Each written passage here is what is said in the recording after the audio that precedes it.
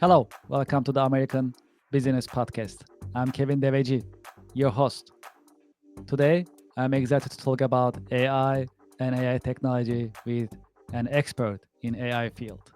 Today, we are having our episode 56 in season 2. I'm going to invite our guests and we can get the conversation started. Hey Kevin, how are Hello, you? Marco. Welcome to the podcast. Thank you for Thank you having very me. much. I'm very excited Of for this course. podcast. Yes, pleasure is all mine. Thanks for being with us and thanks for joining. Of Appreciate it. course. Thank you for having me. How is your week going so far? It's great, just working, developing, uh, never stops. Okay, yeah, that's good. That's good. Sounds great. Well, as a start for our audience and for our listeners to know about you, would you please introduce yourself to Yeah, our audience and so listeners? of course, my name's Marco Landeo. I am an AI engineer, so I focus on machine learning, deep learning, computer visions, and different AI trends. A little background about me. I went to school at Stevens Institute of Technology. I graduated with a math, bachelor's in computer engineering and a master's in applied artificial intelligence. I worked with Kevin before at different companies where I worked as a pre-sales software engineer. We did a lot of fun projects. We worked with a lot of different people. So it was a great experience. And Kevin has really helped me along my journey to develop as a software engineer and get into this technical space. That's just a little bit about me. Some of my hobbies include playing soccer and golf. I love developing. I love working with different AI technologies like Cursor, Windsurf, MCP servers, and different projects overall. Because with this revolutionary technology, there's a lot you can do that you otherwise weren't able to do, especially as a single developer. I'm able to complete projects that once took, 5 to 10 developers using AI assistants. I'm 10x more productive. I can get a lot of side projects done. So I like to do side projects. I like to do different SaaS foundations. I work on side projects with other people, um, and I promote doing SaaS, selling my businesses, getting subscriptions and whatnot. Thank you very much for the introductions, and it has always been a pleasure working with you. By the way, just for the record, so truly appreciate your notes. Let's discuss about AI, if that's okay. So I like to start with the impact of AI, right? How do you see AI? How it is, and is going to be impacting, making an impact on businesses. Yeah, so I think AI is very beneficial in a lot of aspects, but I have mixed opinions now that I work with AI. I Mhm. see how beneficial it can be, but I can also see how there can be some cons and drawbacks, which we'll get into later in the podcast. But in terms of how beneficial it can be, it can be extremely beneficial, especially for competitive businesses to get that competitive edge. AI, a lot of people think of AI as a job replacement, but I see AI more as an assistant that can help people be 10x more productive. Think of AI as like your own personal assistant. It has a database of knowledge that you could feed from, and it can use to assist you in completing different projects and tasks, especially with the development of MCP servers. So before we saw AI as more of a chatting system where you would talk back and forth, get information, derive information. But now with MCP servers, you're able to connect AI with your different applications via APIs, as well as using, personal information such as email, text, and whatnot. So it can really access a database and a plethora of information that can later be used to take real action. So instead of it just chatting with you, it can take over and complete actions. For example, if you have a CRM or you're using a different software, it can drag information, reach out to different clients, respond to email, auto drafts email, and complete a lot of projects that previously humans would take days to do, take a lot of manual effort. It expedites the process significantly. Do you think AI will replace humans and their jobs? I do think at one point we do need to pass regulations to help protect humans and their jobs because what we see is AI currently definitely I don't think it'll replace humans and I really think it's a helpful tool. But some topics that have been coming up recently is something called super intelligence. So super intelligence is when AI will really be able to work and function without the input of humans. And I mean we've seen this trend throughout history. Before we used to have, people who would go into mines and dig, use shovels and pickaxes, and then machinery came out. So humans have to use less physical capability and they're working machines. But now with AI, it's a different aspect. It's almost like a brain for humans. So before Industrial Revolution, machines were replacing a lot of jobs and aspects. But now AI can kind of replace the mental part. I don't think we're at the point where we have to be worried where AI is going to take our jobs. I think we could definitely use it to help enhance us, work more productive, and complete more tasks more efficiently.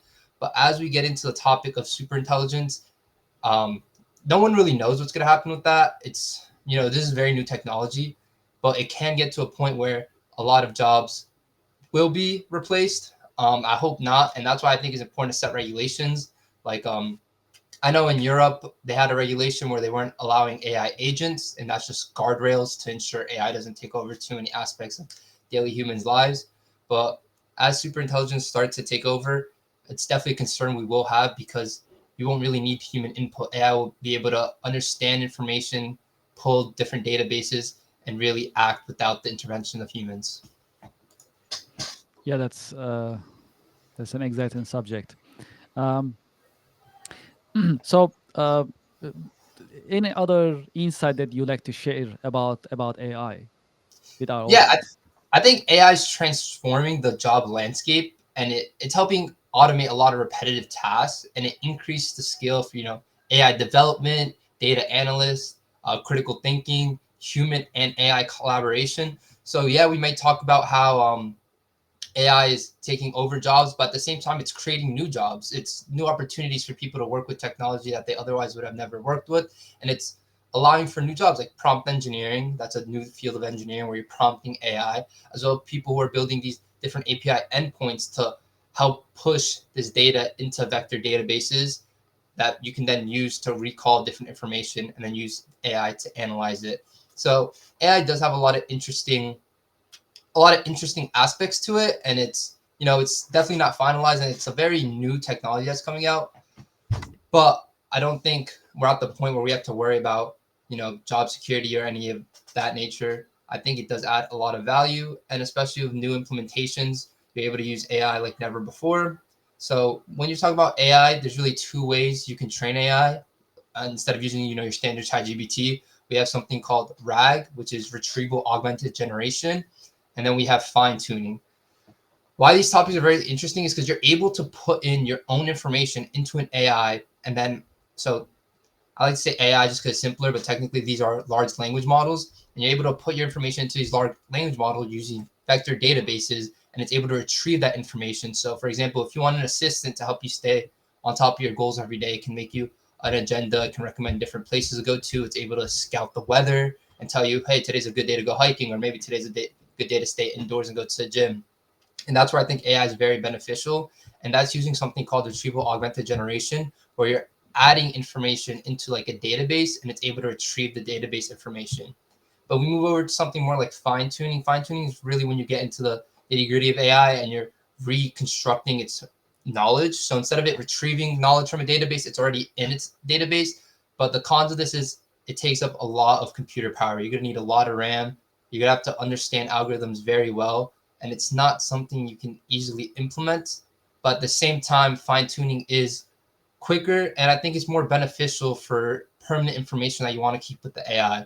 When using retrieval augmented generation, you're giving it information that's constantly changing. For example, the weather's constantly changing. You're not going to want to fine tune a language model to have a preset filter. You're going to want it to pull dynamic information from different sources, as well as different online websites and whatnot. So there's a lot of interesting stuff when it comes to AI, and there's a lot to learn about. But I think it's a great field that everyone should get into. If you don't start using AI now, you're definitely going to be left behind because AI is something that isn't going away anytime soon, and it's just going to keep growing and it's going to keep getting better, and it's just a competitive advantage. These companies are investing millions of dollars into AI, and we see new startups getting built every day. For example, there's a startup called Cluely built by a couple young developers from Colombia who dropped out, now have an evaluation of over 100 million, and it's just an AI agent that taps into meetings and summarizes notes. It's a very genius idea, but we can see investors and these seed funds are putting a lot of money into AI projects because this is where we're going. This is how we build a competitive edge. And then we go back to the idea of, well, if AI is going to be so powerful, why don't we stop it? And it's because No one wants to stop AI because one, businesses are very competitive. They need that competitive edge because they always want to be ahead of their competitors. So no business will ever slow down the production of AI. And then we go back to, all right, what about nations? Why can't nations put guardrails? Well, for example, if we, the United States ourselves, put guardrails on AI, we're going to slow down our development and our future technology, especially when it comes to the military and whatnot. But then when you go to somewhere like China, they're not going to put any guardrails. They're going to keep expanding, keep growing, and keep learning how to use AI effectively and very efficiently. So it's a really complicated system where it's like, where do we stop? How do we keep going? What's the best manner? And my recommendation to everyone is just to get in touch with AI. There's great newsletters that come out weekly that I'm subscribed to that talk about cutting edge technology. And it's just a great way to explore new technology. It's really fun to use. I use it as side projects. I love building little side projects, little software projects that I use for myself. And then I also sell to other customers, do a little bit of freelancing on the side outside of my full-time job. And it's fun, it's interesting, and it really is a lot easier than it ever was to develop a piece of software. You can almost develop software now with little to no code knowledge, just understanding basic prompting, understanding how databases and different codes interact with each other, and then using AI to kind of walk you through the whole process. For those who are not so familiar with AI or using AI on daily basis, what is the best way for them to get started? I think the best way to get started with AI is just using simple language models like ChatGPT, Gemini, Claude, Sonnet, Grok. There's a lot of different language models, and I think just by prompting it and seeing how it kind of reacts is a great way to get started. But at the end of the day, we have to realize AI isn't perfect and it makes mistakes. So it's really good to reread what AI is telling you and verify with other sources that are certified and official to compare how it works. Other than that, I think YouTube is a great source. I do a lot of YouTube studying, and there is cool AIs out there that actually allow you to transcribe YouTube, and then you can push it back into a language model, and it can kind of give you a summary of how AI works. Um, there's simple ways to get into AI, but if you want to get more technical, I think it's great that everyone should get a little bit of coding background, kind of understand machine learning if you want to get more technical with it. And then within machine learning, we have deep learning and neural networks. And these are all different topics on how these language models kind of work and how they learn. But to simplify it in the most easy way, AI is just a lot of math and algorithms, and it's a lot of data. And that's how you kind of, it uses the math and the data to make predictive analysis.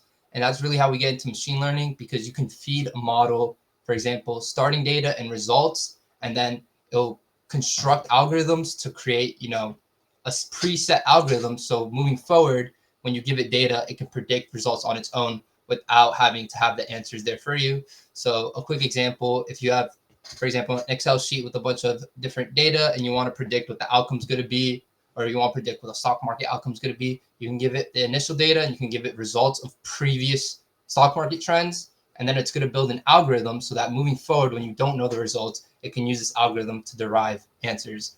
But in terms of your question, going back to how can people get into AI, I think YouTube is a great source. I think messing around with different tools, maybe no code tools. If you're a beginner, not really into tech, there's really cool tools out there. Almost every software platform out there is incorporating AI in some sort of manner.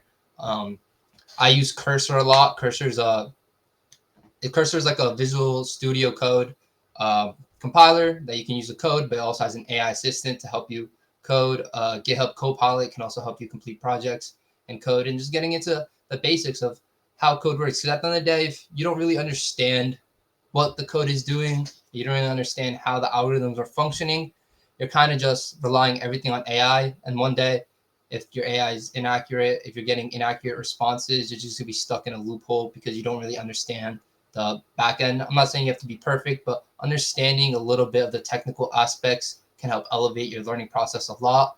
And it's great to get started. I think a great language everyone should be familiar with, something like Python. Python's great for machine learning. There's great libraries like TensorFlow, which is an open source machine learning library created by Google.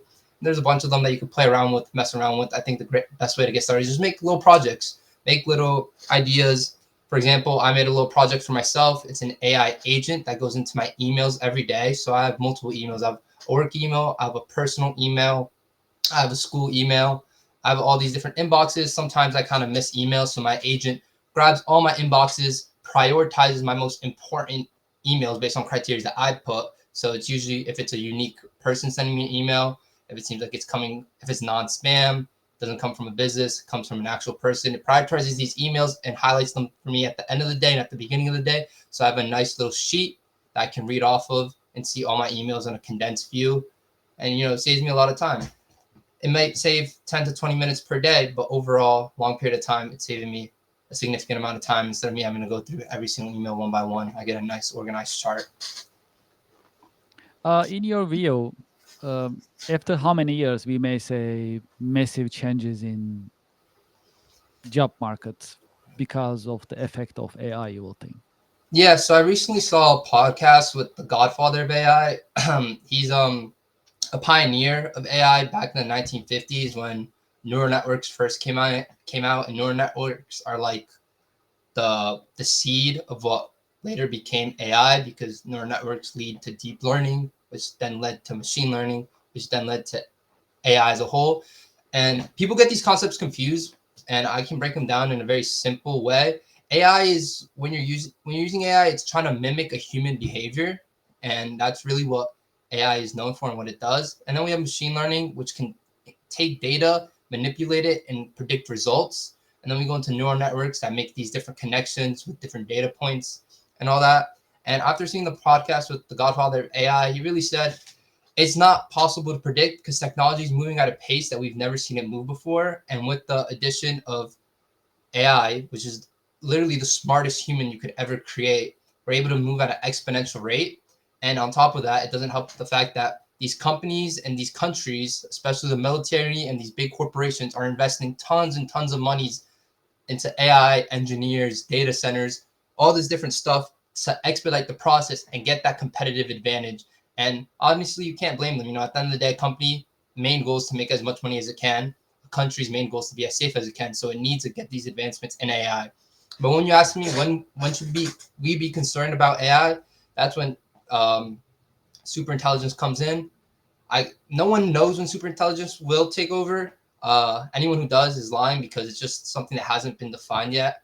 But after seeing a lot of podcasts, doing research, reading newsletters, it really couldn't be in the near future, maybe 10, 20 years. And it's not something I really want to think about because then it becomes to a point of what's going to happen to, your ordinary folks, maybe people who just fill in Excel files and data, or people who are answering phones at call centers, or, it's really going to create a gap between the the poor and the rich, the people who are owning these AI features and are on top of it and have all the control.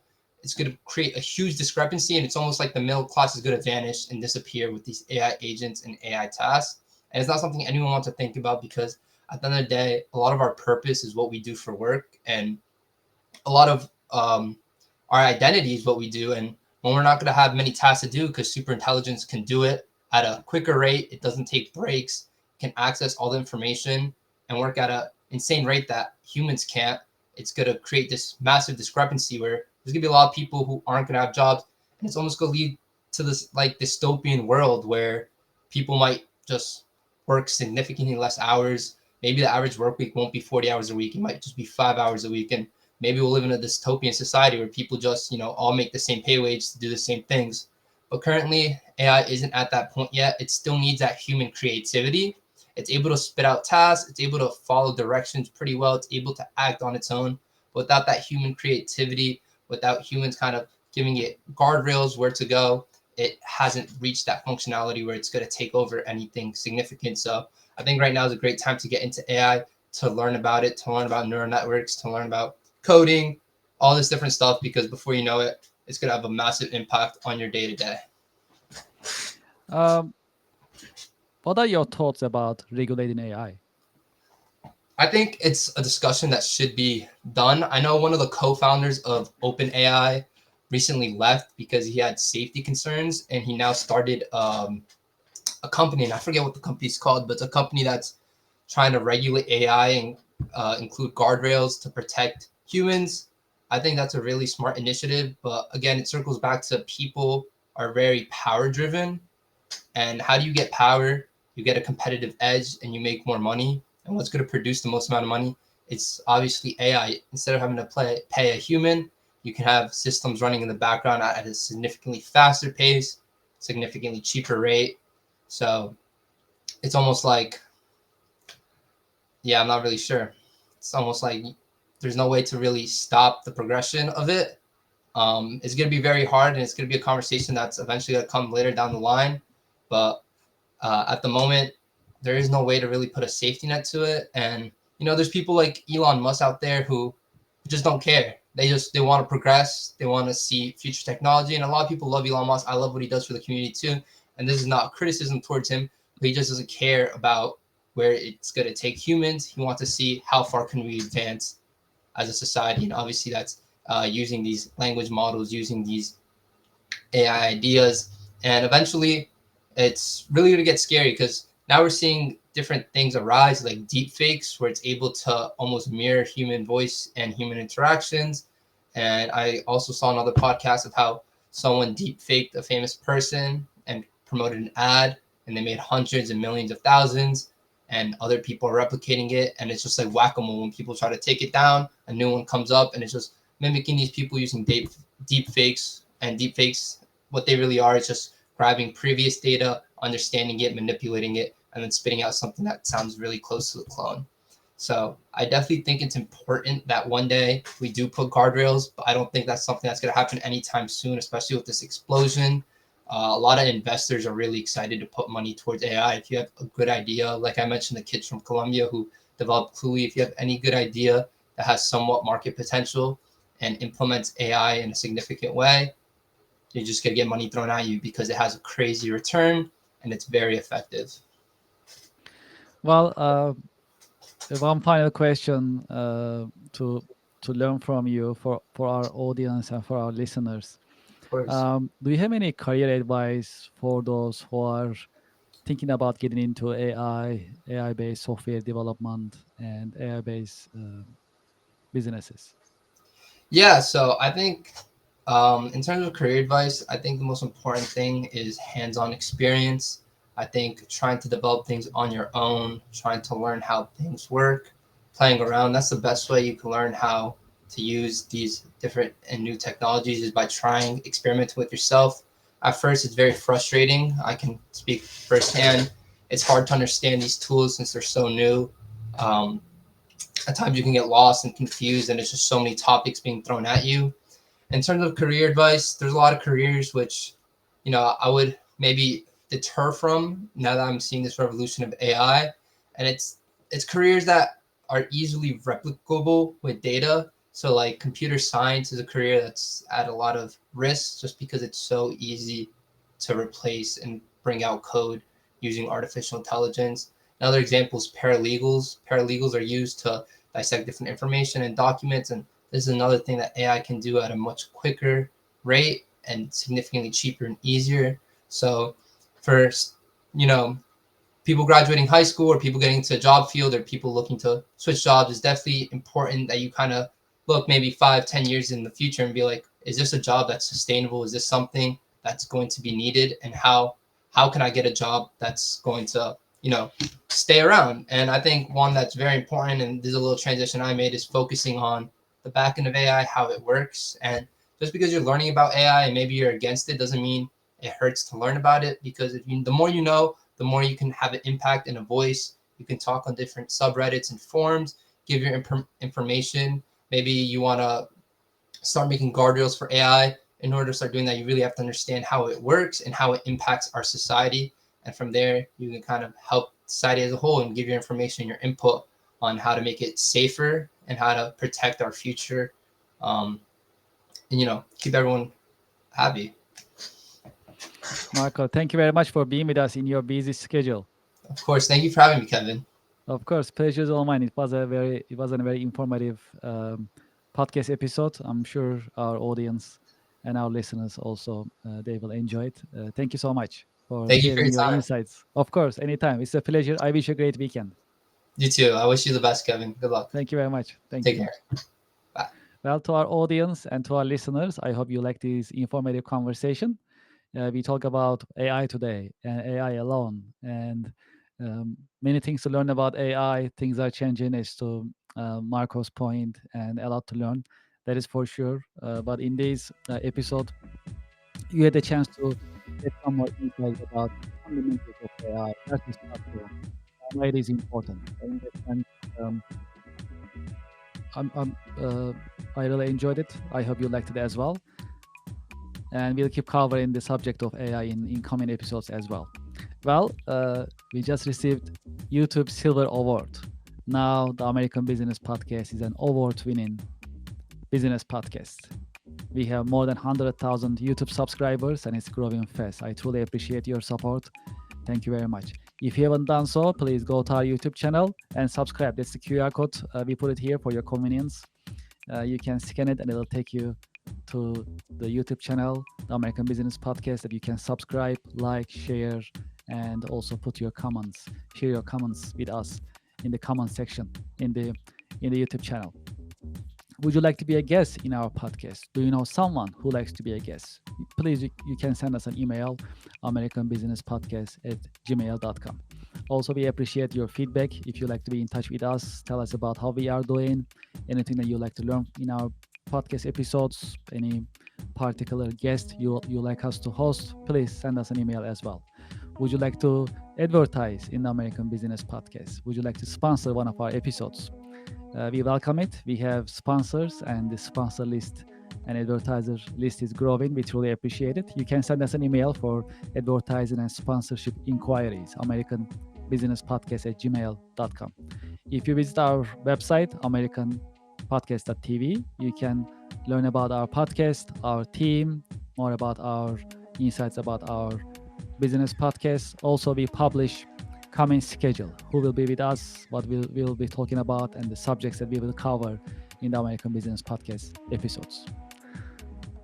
I'd like to thank you for your time and thank you for your interest. I'm looking forward to having you in the coming the American Business Podcast episodes. Thank you very much.